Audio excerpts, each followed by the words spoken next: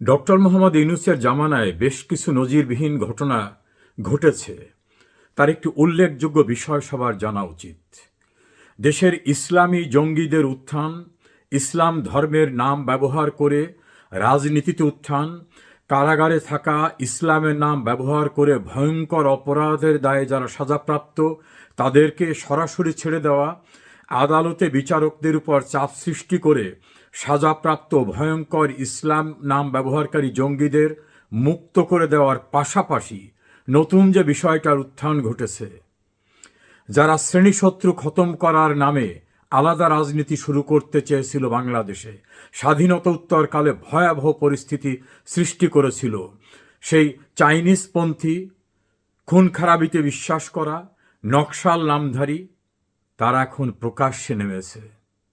পাবনা, যশোর, ঝিনাইদহ, সাতক্ষীরা, খুলনার ফুলতলায় প্রকাশ্যে তাদের বিচরণ। পাবনায় তারা ইতোমধ্যে পোস্টার ছাপিয়ে লাগিয়ে দিয়েছে।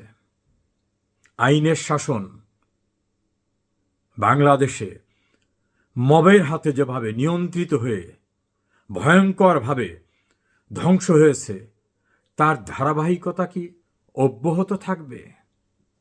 আবারও কি শ্রেণীশত্রু খতমের নামে নতুন করে নৈরাজ্যকর পরিস্থিতি সৃষ্টি হবে? সে আশঙ্কায় আতঙ্কিত এখন নিরীহ জনসাধারণ।